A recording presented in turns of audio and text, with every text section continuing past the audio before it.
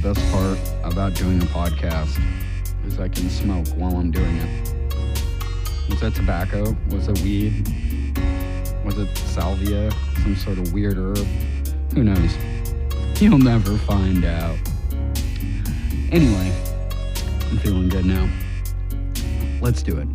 Let me utter a phrase that I'm sure I'll have to say way too many times on this podcast. It's time to talk about Texas. But first, I reckon I should introduce the show. Welcome to Red Leg Revolution, the show about community. I'm C-Dubs, host of this gig, and normally we'll be talking about surviving the apocalypse together. But today, we're gonna talk about Texas. Before we get into SB 8, the Supreme Court, and the legal malarkey that Tejas is engaging in, let's take a moment to define our core beliefs regarding reproductive rights. This show is pro-choice, pro-reproductive rights, pro-bodily autonomy, all day, every day. This show firmly endorses the idea of bodily autonomy up and down the line, and we try to be consistent with those views. Want to have an abortion? Go for it. Want to do drugs? It's your life. Want to refuse a vaccine? I personally think you're ignorant of science, but I defend your right to be a potentially diseased culture endangering your community. In the end, the only actual autonomy we should have is regarding our own bodies. SB 8 is a fetal heartbeat bill that was passed in Texas a few months ago from the folks doing great work at Planned Parenthood. Here are the facts about the new abortion ban in Texas. The harmful law is sometimes referred to as Senate Bill 8, SB 8. SB 8 bans abortions at about 6 weeks of pregnancy, before many people even know they're pregnant. SB 8 allows people across the country to sue anyone who helps someone get an abortion after 6 weeks in Texas, including doctors, partners, friends, family members, or volunteers. SB 8 offers a $10,000 minimum reward for every successful lawsuit.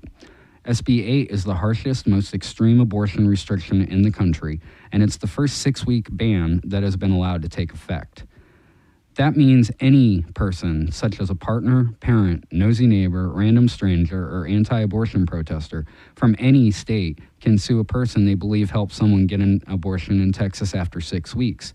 In exchange for their vigilante action, they collect at least $10,000 plus legal expenses from the person they sued for each successful claim.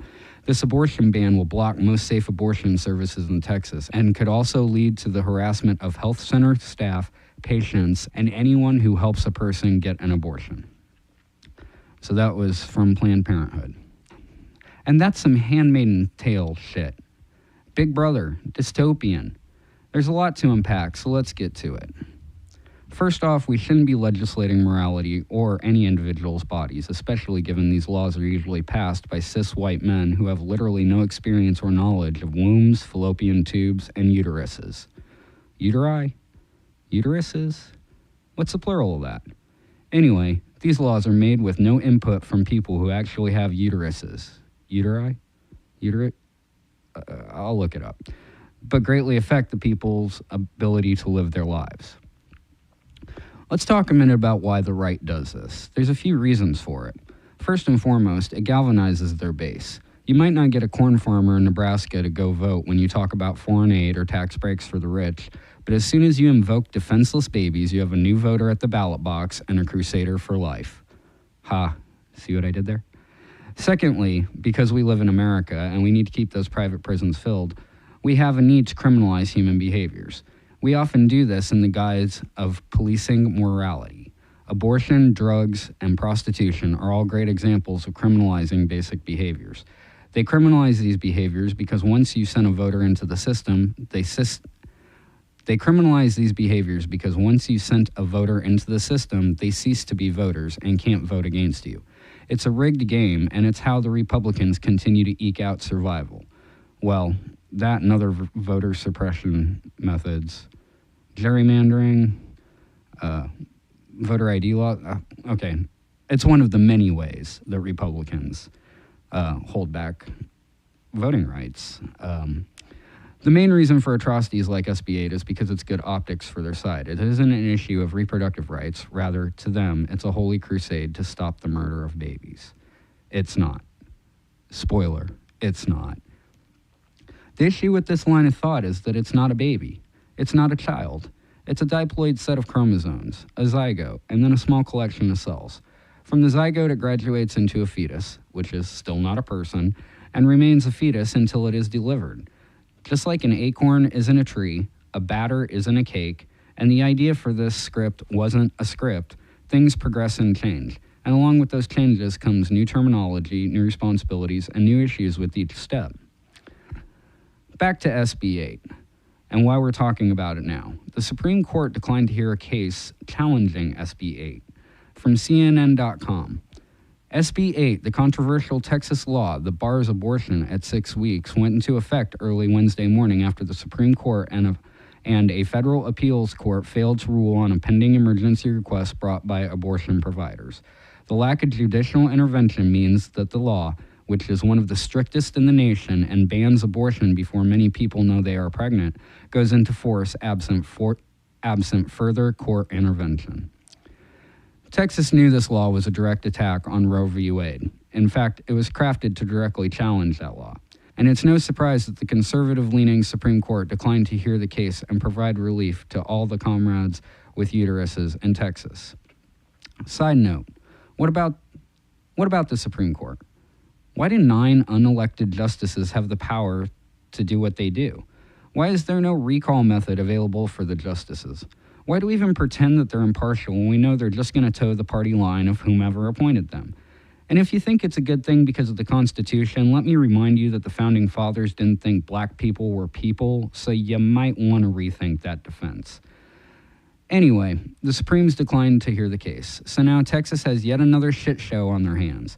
It's not like they have any other problems down there that need addressing, say, mitigating a deadly virus or fixing a failing power grid. I mean, it's all about priorities, right, people? The scary part of all this, well, besides the overnight shift to a Margaret Atwood novel, is that this is only the first effort at this type of law. The religious right have been trying to overturn Roe since the 70s, and this is just the latest legal malarkey to achieve that. Given the Supreme Court's inaction, you can expect red and deep purple states to begin passing similar laws in your neighborhood. The ultimate goal of the forced birthers is to restrict access to abortion nationwide and set precedents for overturning Roe v. Wade. Now, this won't stop abortions. No law will. Since time immemorial, we've been aborting fetuses. Hell, old-time peasants used to eat random local herbal abortifacients. Before Roe, there was the coat hanger and the deaths and mutilations that went with the back alley procedure. All SB 8 and laws like it will achieve is increasing the number of botched procedures and, in turn, the number of dead and injured women. This podcast takes a very strong stance against murdering and mutilating people. Call us old-fashioned, but we believe that it's a bad thing. Future advertisers take note. Red Leg Revolution, we're against murdering folks. Unless they're Nazis. Unrepentant Nazis. It's a scary situation, but what can we, as thank the lucky stars, not Texans, do? This is where the central thesis of this show comes in. We talk a lot on here about 3 things mainly: mutual aid, direct action, and dual power. I'm not going to get into what these things are since I've already written 3 episodes about them, but let's apply these concepts to the SB 8 issue. Mutual aid is different from charity, as there is no inherent power balance. Mutual aid is one of the things we can do to combat the worst effects of this bill for our comrades. Mutual aid could be contacting the women you know in Texas and letting them know you're here for them, and not just in a hypothetical way. You're more than just a shoulder to cry on. Make sure they know you're here to do what needs to be done. If you're afraid Greg Abbott might sue you, then make sure to spin your contact as a simple invite to come visit. Something like, I haven't seen you in forever. I know the climate down there is getting rough, and if you need to get out of it for a minute, I'd love to see you and help you take care of anything you might need to take care of. I can even come give you a ride. And if you don't care what Texas thinks, like everybody listening to this podcast, you can just, hit a friend up in Texas and be like, yo, you need an abortion? I got you, fam. Choice is yours. Cover your ass or not. They can't sue us all. Yeah.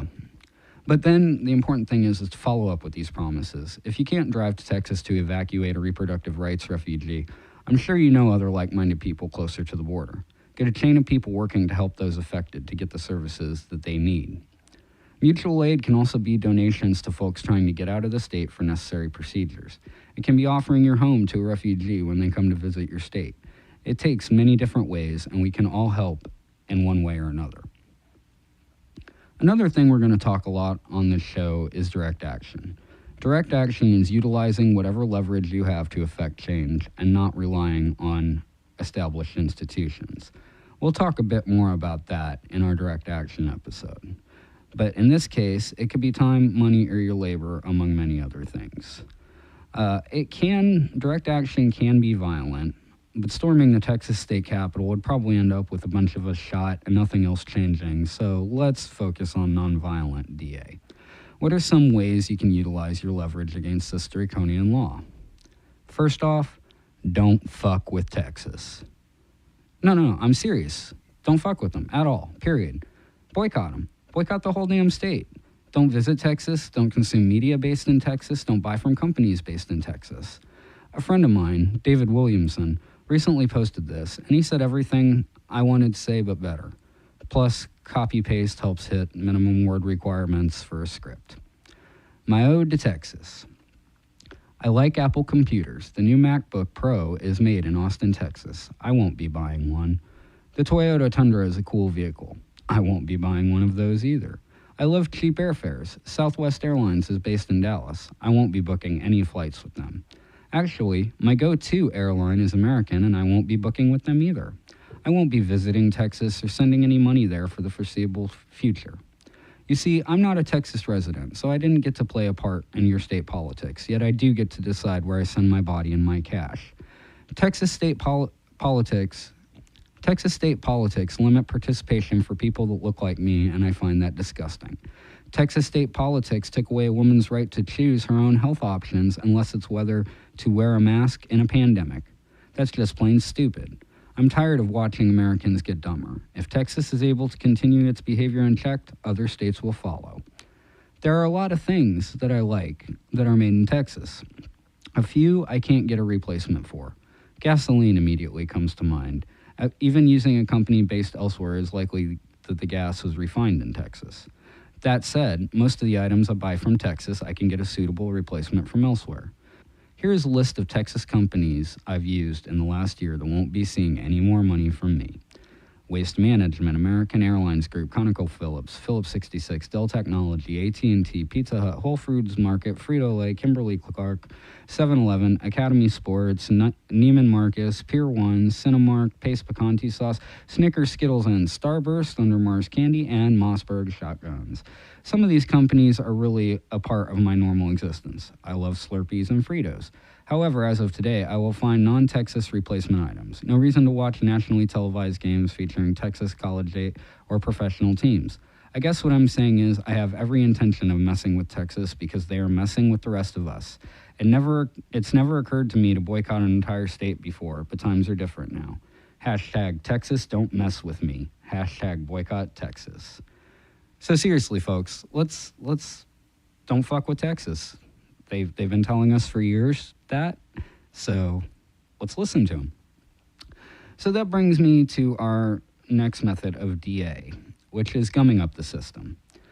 Along with this horrendous bill came a whistleblowing website, prolifewhistleblower.com, where any Texan can narc on a suspected abortion activity. It would be a shame, I say, for all of us to, obtain a VPN and spoof our location from Texas and then report former first ladies or MCU heroes or Greg Abbott's wife for fraudulent abortion charges. That would be a shame, and I'm definitely not telling you to do all that. Not at all. That is not what I'm doing. I'm just saying that would be shameful if people were to do that. Quick pivot. Let's talk about World War II. The resistance efforts to the Nazis wasn't all guerrilla warfare and clandestine sabotage. It was also staff clerks deliberately misfiling reports, losing paperwork, or otherwise utilizing the bureaucracy to slow down the extermination of their friends and neighbors. We'll never know how many people survived thanks to these unnamed activists who were simply and deliberately bad at their job. I'm not drawing any correlation here at all. I just thought that was a fun tidbit to share. Sometimes you can drastically save lives by gumming up systems So if Nazis ever take power again, you know what to do. And, you apply that to other situations that we may or may not have talked about already at your own leisure. So, anyway, as of writing this script, I've been contacted by a few folks wondering if there was any actions planned here in Kansas City. At the moment, I have nothing to tell them. I know one of them is interested in planning one if there's not one going on. So if you know of any, definitely hit me up and let me know, and I will get it to the people who need to know, and we will probably promote the hell out of it. So yeah, I'll let you guys know. So besides direct action and mutual aid, we can also, God damn it, fine. We can also work within the system, as much as I hate to say it. Look, I firmly believe that the systems we currently have are broken and they're not going to save us at all. Electoral politics never goes to where it needs to. That being said, we owe our marginalized comrades efforts at slowing down this train wreck, and to that end, we have to vote. Voting sucks. Now, don't get me wrong, civic participation is awesome. I just think the whole electoral institutions we have built don't work. Keep that in mind. So voting sucks.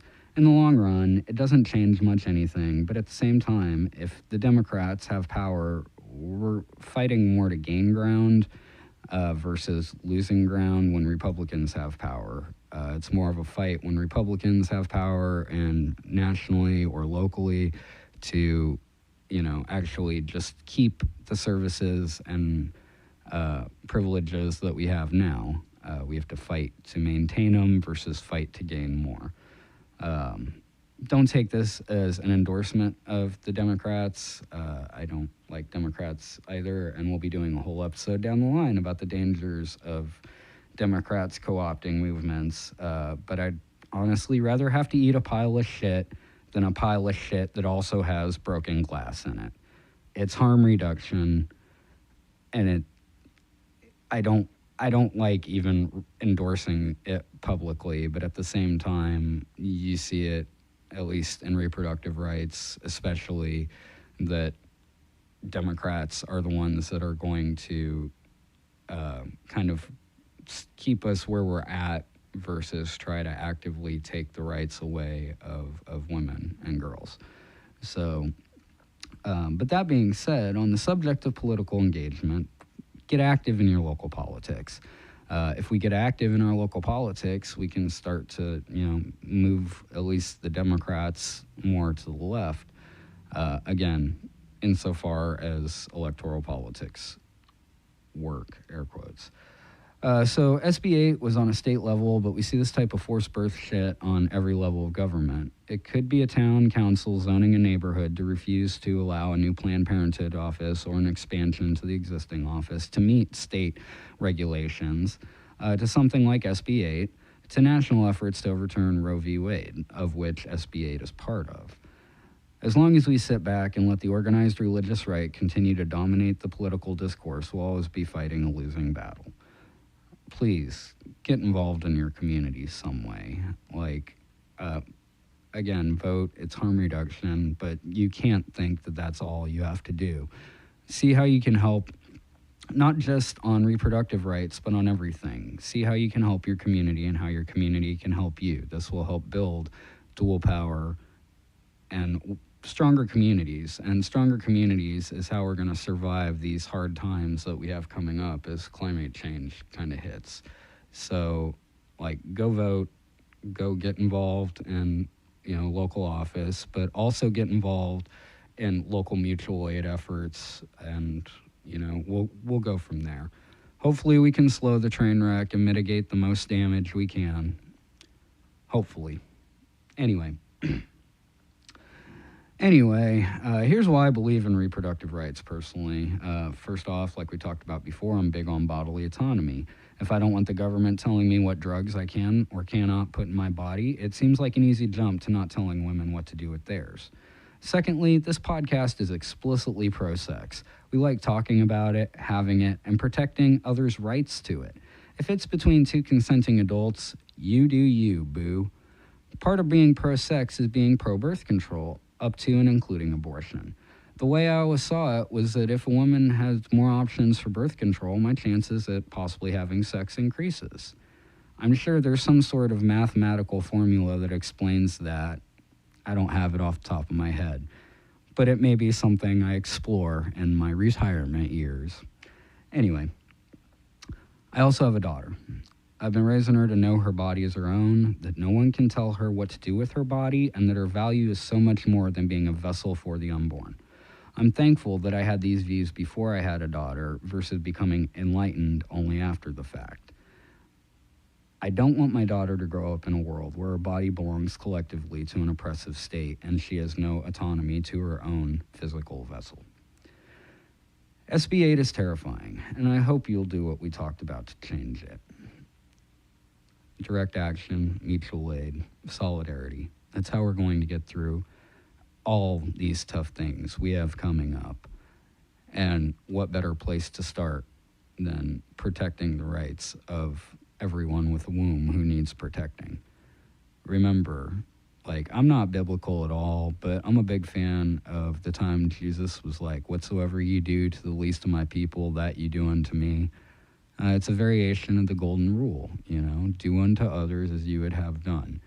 And if I personally had a uterus, if I was a woman and my rights were being attacked like this right now, I would want my male friends to speak up and to get active and help out. And in the end, that benefits all of us. First off, it's not a child, especially at such early stages of gestation.